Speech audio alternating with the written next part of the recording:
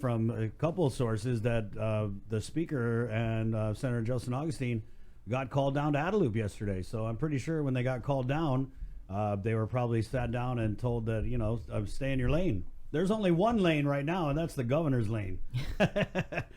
So let's get the minority leader, Senator Telo Taitague, up on the show. Good morning, Senator. Good morning. Good morning. Good morning. So when did you find out? Yeah. So when did you find out about this minority leader, Senator Telo Taitague, on the line? Hi. Good morning again. This is quite kind of a shock to us, especially with the minority caucus.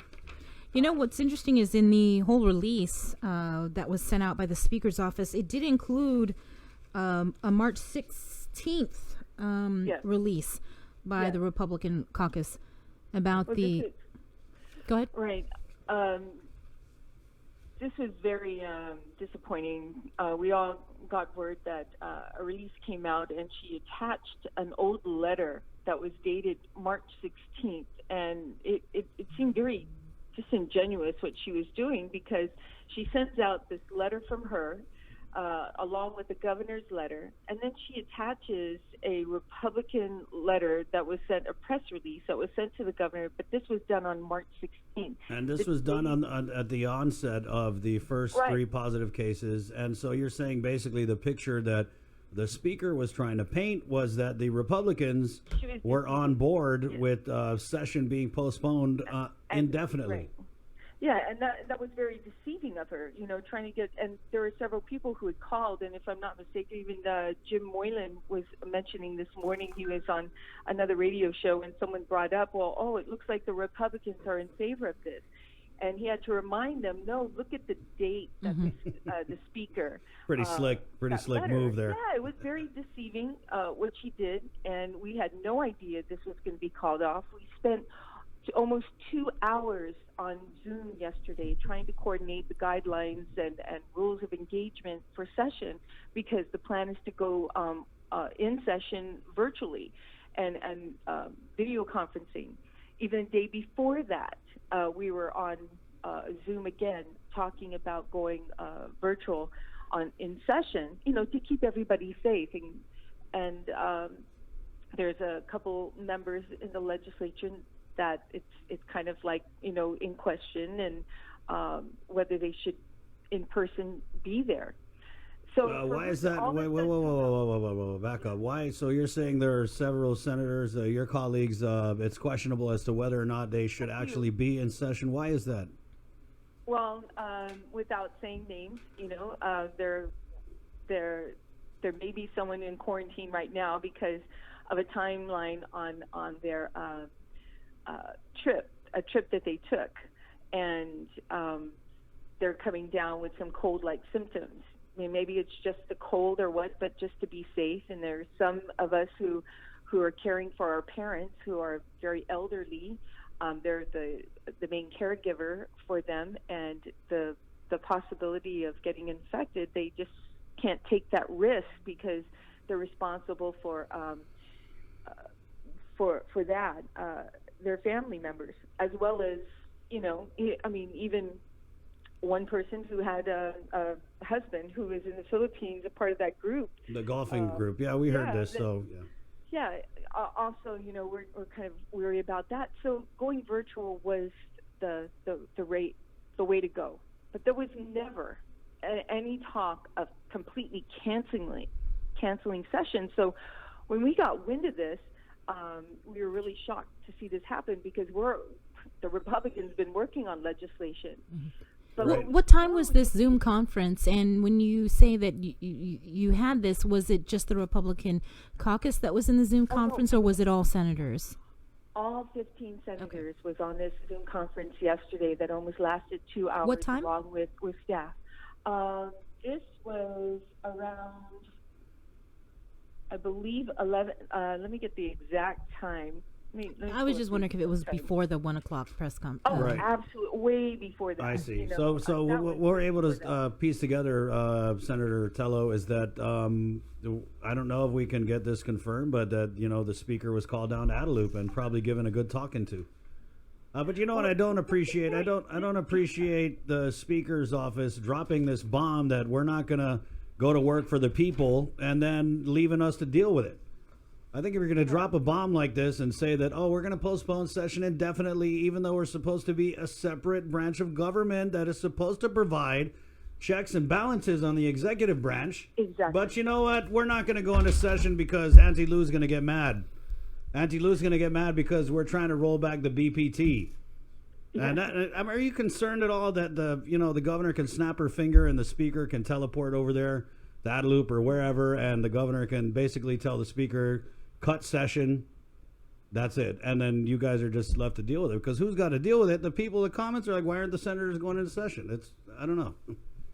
We're going to be putting out a press release, I think, later on today, just so that we can let people know, no, it wasn't the Republicans that were asking to postpone this session. And we were looking forward to having this done, and for her to deceive all the media, to not look at the date on that letter and make it sound like I wasn't deceived. I wasn't deceived either, Senator. I look at dates.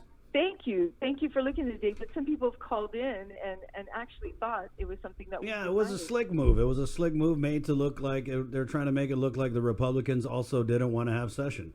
No, we all wanted to. We were on chat last night wondering what is going on here. And then reading the letter from the governor and her excuse.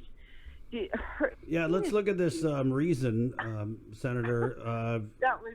The Speaker has decided to temporarily postpone session to allow for the coordinated effort of the two branches of government to come together and do right by. What does that mean? Separate bodies of government. You said earlier that there's a check and balance here, and how can there be when we're allowing someone free for all, to spend whatever she wants, going into any accounts she wants to start spending. Now, granted, this is an emergency session, but there should be some accountability as to where and how much she's spending, and this money that's coming from the federal government.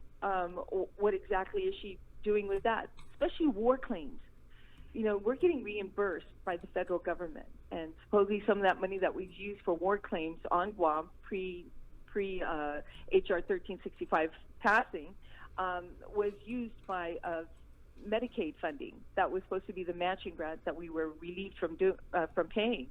Now, when that money comes to Guam, where is that money going to go? And in a Bill 181 that was passed, where they just ramrodded the bill through and didn't even allow us to speak on the floor to discuss what happens to that money once it's reimbursed to Guam. Where is it going to go? Isn't there a bill? Are you guys going to be like answering phones at Adelup? Because I'm not sure what the speaker means here. To allow for the coordinated effort of the two branches of government to come together. What are you going to be doing, Senator Telo, to coordinate with the executive branch of government? How are you going to be involved in this coordination effort? That's a joke, right? You're being sarcastic, because the only calls we're getting from Adelup is just letting what everyone else is getting on the JIC, the announcements that are broadcasted on her Facebook page. But as far as finding out when is the report for the CRER report that's due on the 20th every month, we haven't received anything. She hasn't reported to myself directly or any of my Republican caucus on where she's transferring money out of which accounts. I caught that from the media. Where's the Democratic leadership on this? Why haven't we heard a peep from the Rules Chair, Senator Regine Biscoe-Lee, on the efforts to bring? The last we heard was that it was a crazy effort. It was gargantuan. It was impossible. It was going to take months to run through legal. Having a session with Zoom. Why? And are they just in lockstep behind the speaker, or are they scared to say anything because then they're going to get called down to Adelup too? What's the deal there? I don't understand. It took us about 2 hours yesterday. We were just halfway through figuring the guidelines on what we're going to do for session, and everything was running smooth down to how are we going to submit our amendments. If someone wants to speak, how are they recognized to the speaker so that she can acknowledge us when we speak on the floor? It was running smooth. Everything, they had thought this out thoroughly, and even the day before we were on Zoom discussing how we're going to do the virtual conference or a session. So things were going well. In fact, I even announced that we should have a mock trial. Like a trial run, a trial Yeah, run. like a trial run, sorry, a mock session in the evening time. And, one of the senators said, oh, well, we can do it tomorrow morning. And I'm like, well, that's when session is. So Republicans were kind of figuring out why can't we do a mock session tonight? Why do they want to wait until tomorrow? Did they know something we didn't know? I think Chris and Sabrina, maybe you should bring a Democrat on here and trying to find the same. Oh, good luck. I'd love to get a Democrat on here, but they're hiding. They're self-isolating. I think you can talk to Senator Therese Talahi and find out what's going on, or Senator Sabina Paris. They might be able to come on and let you know. Senator Telo, I think they're quite surprised as we are. I think there are a couple of Democrats in there who are quite surprised. Right, and these are the Democrats who are not in. They're not the innies, right? So they don't get folded into the loop. On their own. Yeah, they're the senators who think on their own. Senator, let me ask you this. So in the governor's soundbite that we played before we brought you on, she had said that you guys are trying to provide direct assistance with local money is something that's already been done, being done federally. That's not really the case, though, because there are some bills, a couple bills there where you guys are seeking to lower the BPT, and then also I think the fuel. Liquid fuel. That's right. Senator, Yeah. And let me just back that up, and then you can respond, Senator. Is that the governor's call? I mean, is she the one that's going to say, "Hey, this is what we're doing, deal with it"? Right, that's that's exactly what happened. I want to know is that when she declares a state of emergency, does this give her carte blanche to do what she's got to do to get us through this time?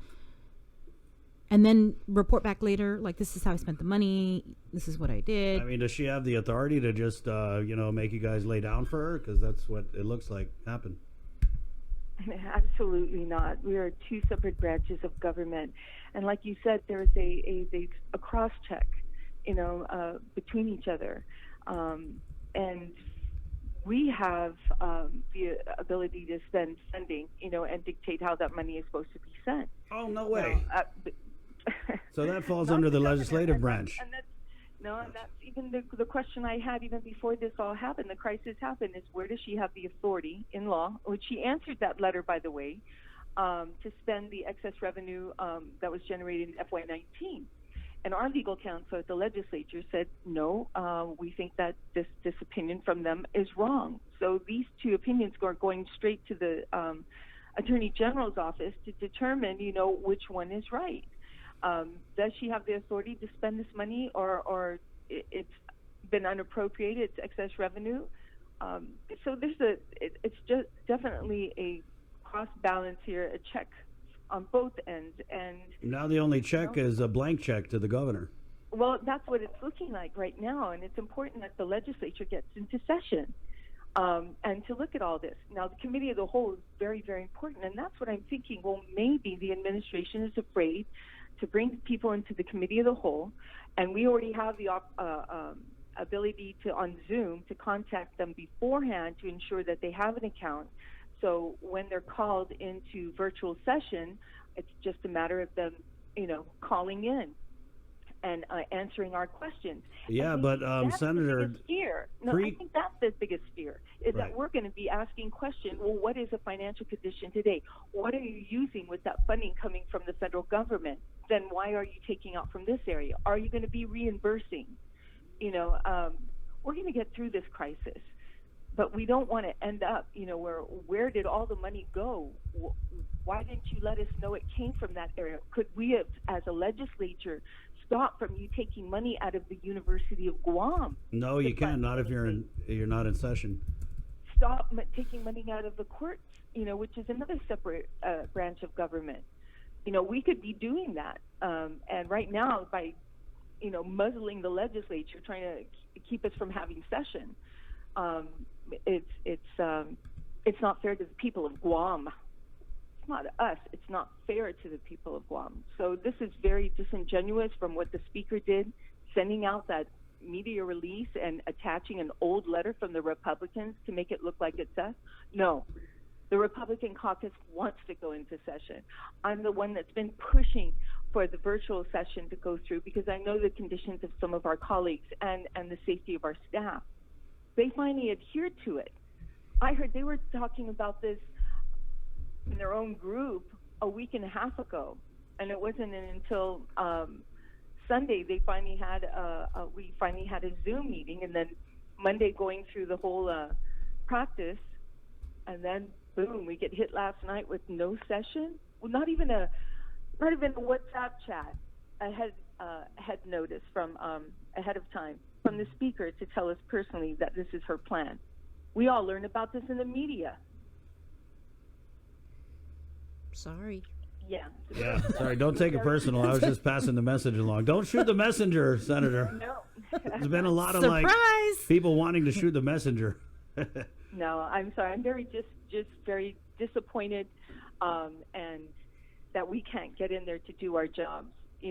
People are calling on us to go into session to address a few things, everything from quarantine issues, everything to providing funding now. Our people have been out of work for 2 weeks. That's a whole paycheck. They Hang need in some there. kind of Hang help in there. today. That was the advice from the governor. Hang in No, there. they can't hang in there. Yeah, it makes it easy for someone to say hang in there when you have you have all the means in the world to survive. But people who are paycheck to paycheck, and that one paycheck already passed, and people who actually float on the prior paycheck, Mm-hmm. and it's so disheartening. And they're supposed to hang in there with what? So we have an opportunity to get into session right now to address some of the issues, to start the relief program for businesses out there who've had to close their door.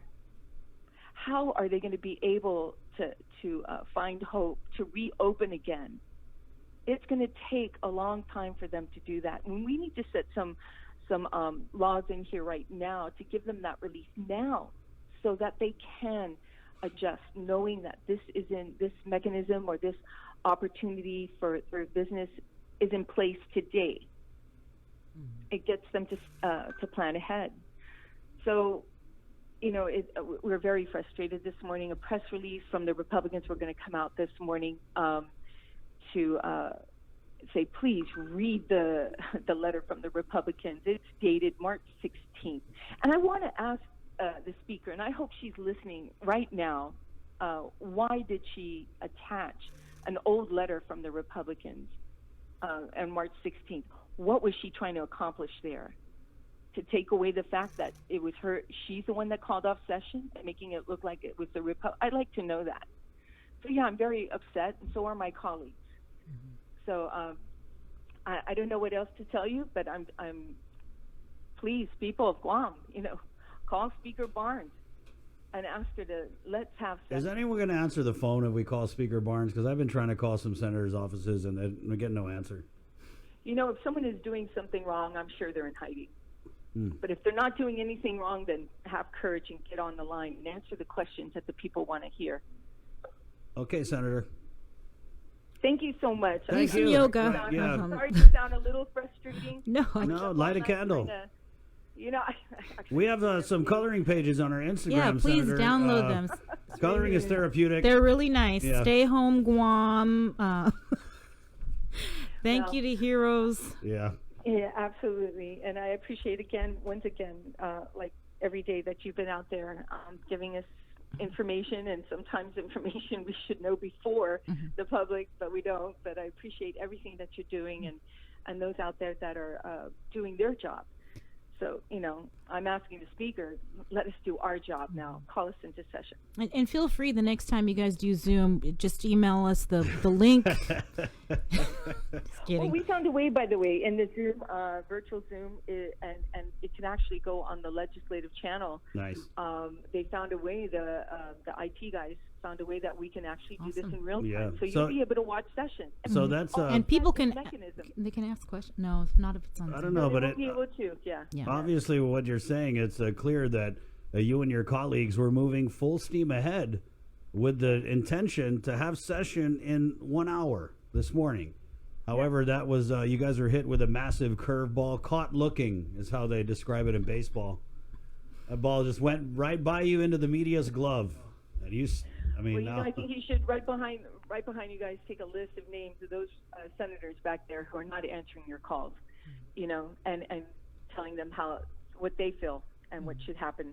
So, You know, I am just looking at the executive order, though, when the governor declared the state of emergency, and she has broad powers. It seems she can hire, Except if she's going to stand up to the federal government, then she doesn't have the she authority. can procure, and then it says here, all departments and agencies are instructed to keep appropriate documentation on all emergency expenses authorized by this executive order for inspection by the executive and legislative branches and by the public auditor of Guam, and in anticipation of federal disasters approval by the President of the United States. So, you know, it seems like she does have authority to spend, to hire, to get us through the emergency, and then to tell provide you guys the to tell you guys what to do with your session. And yes. Well, do you remember the letter that Senator Augustine? This is the one we discussed earlier. Yeah. Okay, remember that letter that was sent to the governor? I believe it was March 25th. Right. Asking the governor where does she have the authority to spend. It was pursuant to the Isla Guahan Emergency Health Powers Act, codified 10 GCA. And I think you might have had it March 25th, 2020. If you haven't, I'll be happy to send it to you. No, we have a copy. Okay, and it talks about given the limitations on how much she can spend as a governor. It's like $100,000 every month. A total of that should not exceed $600,000 for the fiscal year in emergency. This is guidance. They're requesting guidance of what she's using, the transfer of power that she has in this case. And you know, I have yet to hear back from the governor, unless she responded just directly to St. Augustine and Tina Barnes.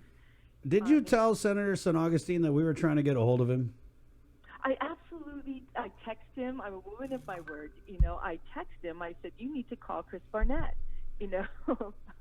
Why aren't you calling Chris Barnett? I even have it. Well, we got an email from Joe Meskin, but that was it. So we're still calling on Senator Joe St. Augustine to call into the program here and tell us where he stands on the money. I mean, he's the money man for you guys. Exactly. He should be first on your list and put him on that billboard right behind you on senators who respond to your call. All right. And start checking them off. And the biggest question is, did the governor respond to that letter dated March 25th from the speaker himself, which to this day, he has not shared that information with myself or any of my Republican colleagues about this Attachment A 2020 General Fund COVID-19 Mandatory Quarantine Protocol.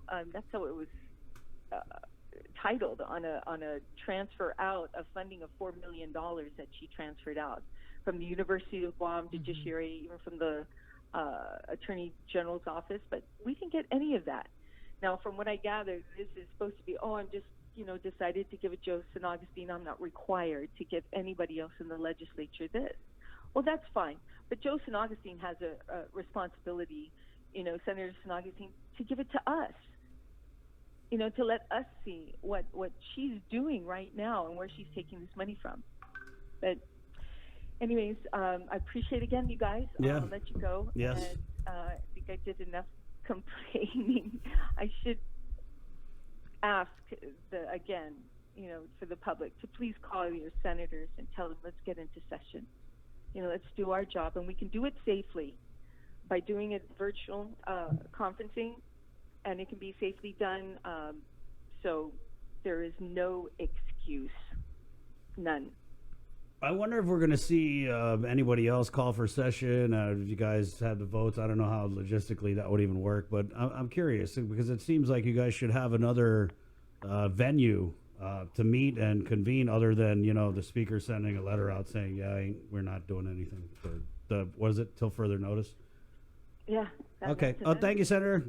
Okay. Well, thank you so much. Thank you, All right. Sabrina. all right, take care. Well, that was pretty interesting. Yeah. You throwing your paper? Well, you are hot. I'm just saying, this is just, you can't put something like that out and then not call or not, offer any clarity. Well, you can because they're doing it. And there's no doubt that the governor needs the authority to do what she has to do during this public health emergency. And I think she's shown that she is doing what she has to do. But that doesn't mean that the senators should go stick their head in the sand. It doesn't mean that at all. There's a role for them. Clearly, they are one of the branches of government. And well, I'm pretty sure you guys don't need a civics lesson. It's 9:03.